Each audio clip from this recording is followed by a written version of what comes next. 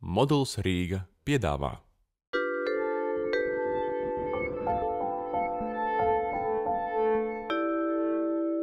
This was something I started, it's 20 years ago next year. And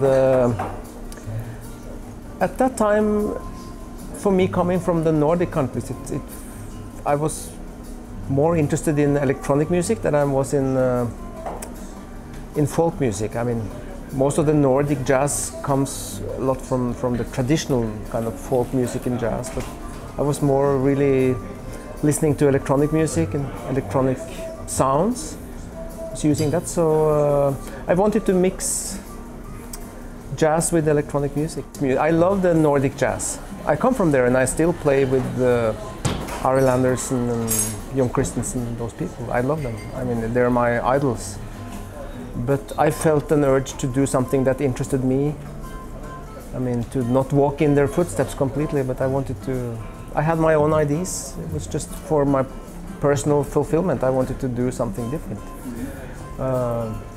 But at the same time, of course, I realized that I tried to mix my background, but not with necessarily jazz or traditional music, but with electronic music, which I'm fascinated by. So I think I'm still doing that at this time, 20 years later. I'm still... Most of my music is as a mix of acoustic music and electronic music. And we had a really good audience, and I think it was a mix of some jazz people and some people from club music. And it was a fresh sound. I think it sounded different than most other jazz at that time. So, and also most different than most other electronic music. So this project I'm here with now, Buge and Friends, would never existed if it was not for the new conceptual jazz. So it's based on the same formula with DJ, electronic beats and live acoustic jazz playing. I wanted this kind of fat sound, and I wanted a collective groove, and this mix of, for example, acoustic bass and live drums with the DJ was to me very nice. And I wanted some horns to play some arrangements and percussion. And it's basically the same as Buge and Friends today. We're going to play tomorrow, which is also a DJ. It's percussion, acoustic bass, drum kit, and saxophone and trumpet. So it's a really a fat sound. And when we get it going, when it's grooving and the audience are with the music, it's a very, very good energy, which I like very much. But you don't necessarily have to be a big band. I mean, I play solo, just acoustic piano with laptop, which is the same ideas but in very much smaller sound, of course. And I have a trio with a laptop artist from Berlin and a Swedish bass player.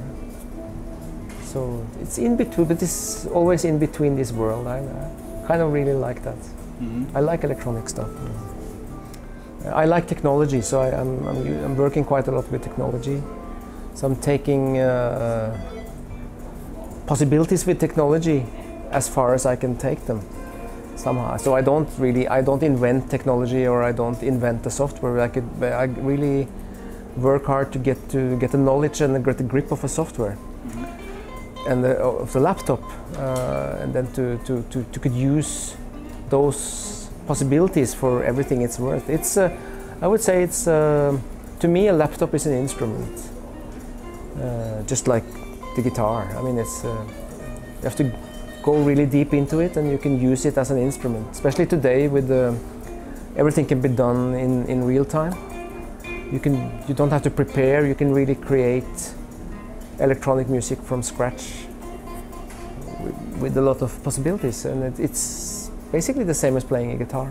You have to have the same understanding and knowledge about the laptop as you have to have for playing a guitar to be able to play. And what is interesting is that, of course, when you play a guitar or piano, you have to know some chord progressions. You have to know. It's unavoidable, you know. It's a part of that history. But the refreshing thing with the electronic thing is that you don't have to think about that at all. You can really go somewhere else. You can take it to a new perspective. You know, you can leave out the harmonics and you can just work with sounds and you can work with the whole thing in a different way. And that, I really like that. You have to read the manual.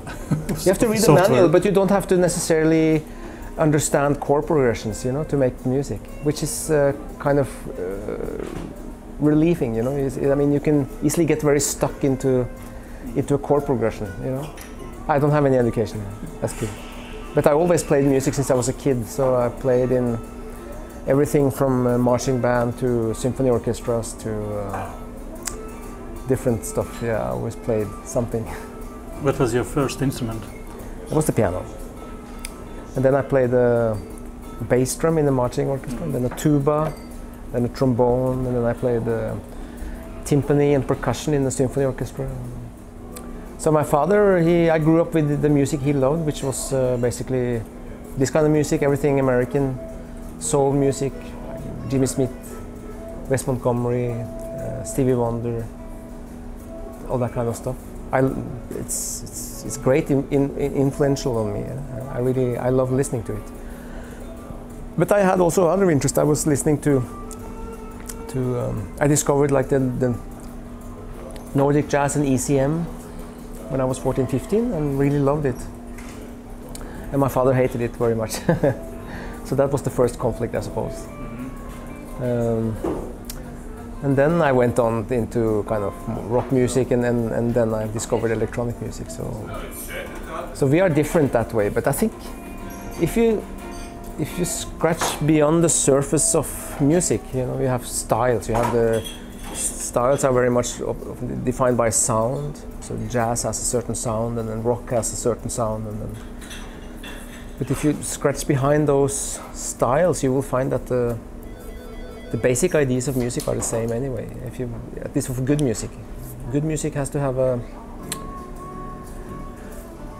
certain key points that drives the listener to the music, and that is regardless of style. I mean, like it can be anyone, but it just has to be good music and music that is well developed somehow.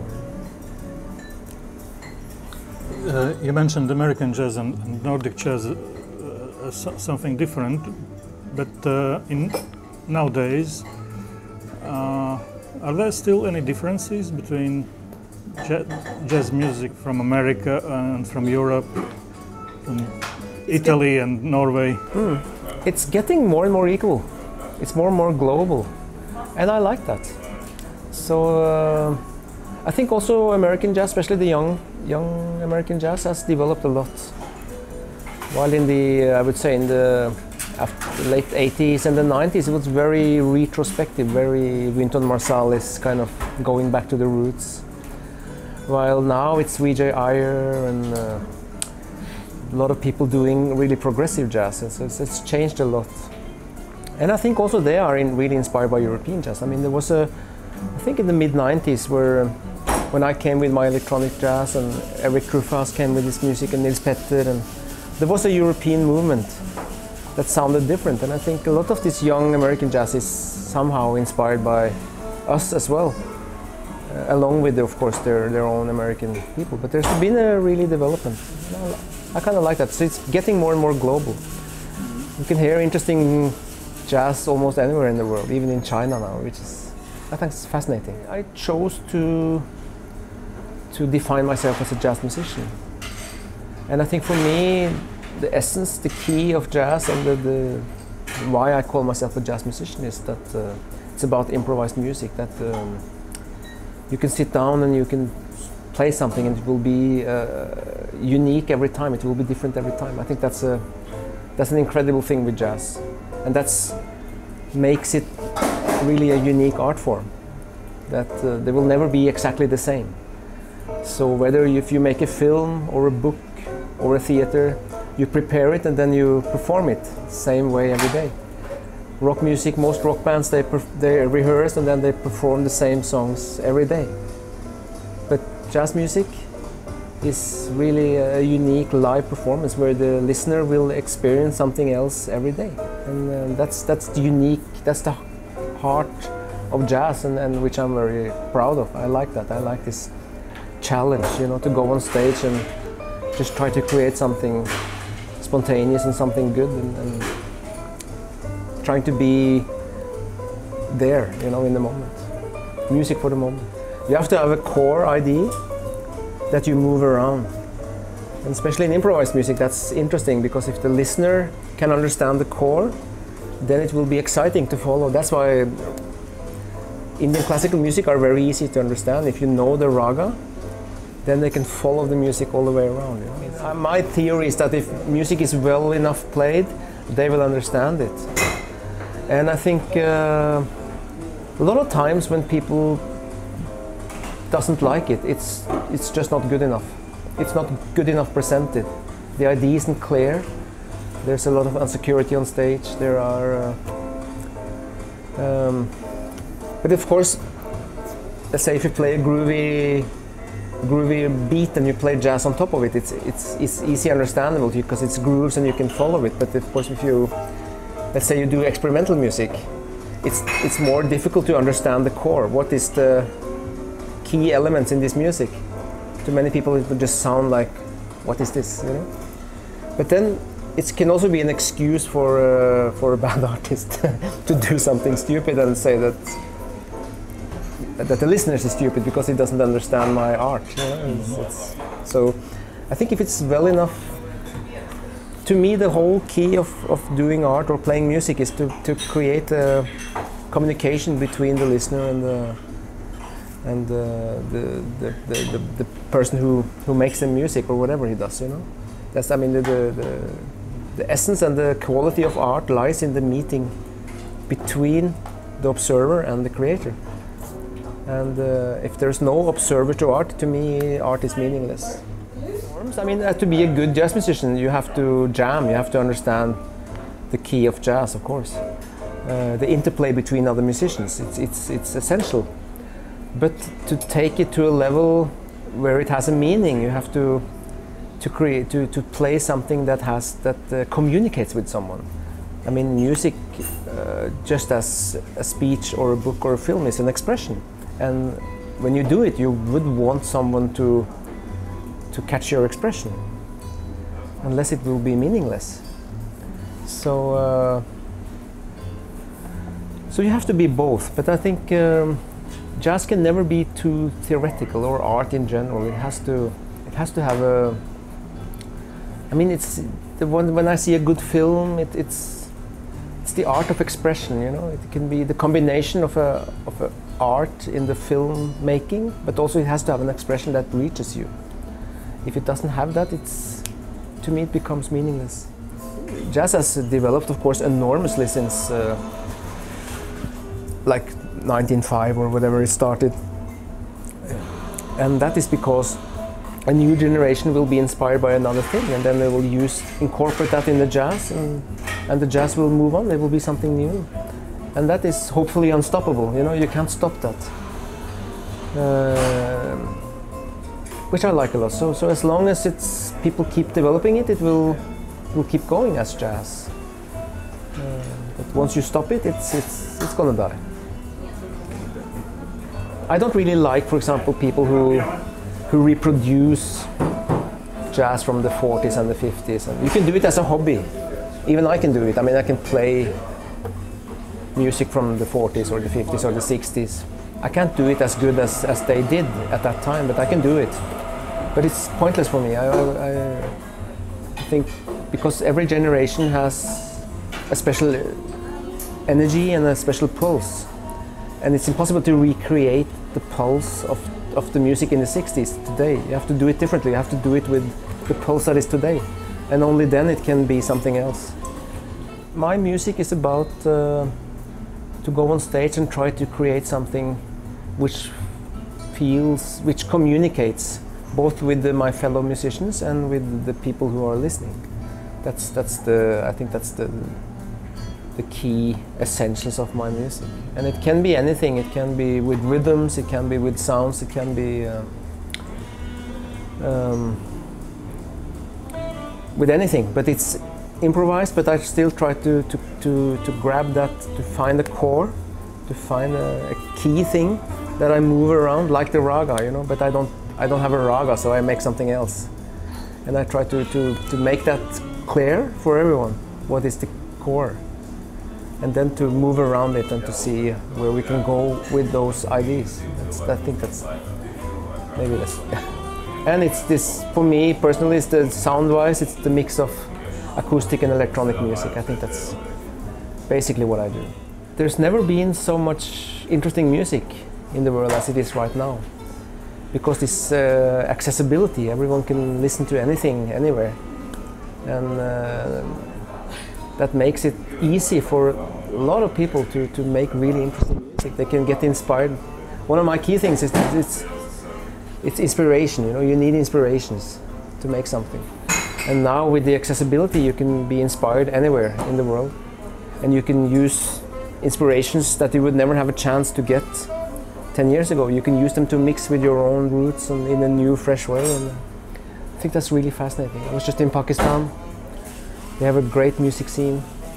A couple of years ago, I was far away into Siberia. It's really, really good young Russian electronic music artists did really, really good stuff. So that's really fascinating, I think, this accessibility. But financially, it's a disaster with the music distribution now. But the creativity is bigger than ever. Are you listening to music a lot in your life? If I'm listening to music? Yes. Of course, yeah. And what kind of music? Everything. I'm a nerd, so I've been listening to music all my life, and I've been trying to go through artists and periods. So I could go through like bebop, and I can go through Central Asian traditional music, and I go through electronic music, and I try to do it almost categorically to get a full view of what's going on. So I have periods where I listen to different stuff. And I've been very fortunate because I traveled so much around the world, and I could go somewhere. Like first time we went to Eritrea, my wife was working down in Africa, East Africa. It's incredible music there. So I bought 1,500 cassettes, you know, which I brought home and listening to and tried to understand that music. So I'm kind of not alphabetical, but I make like categories. So I try to check. If I find something interesting, I try to listen to that music, but also music around it to try to understand what's going on, what that music is about. And there's so much good music in the world. It's really incredible.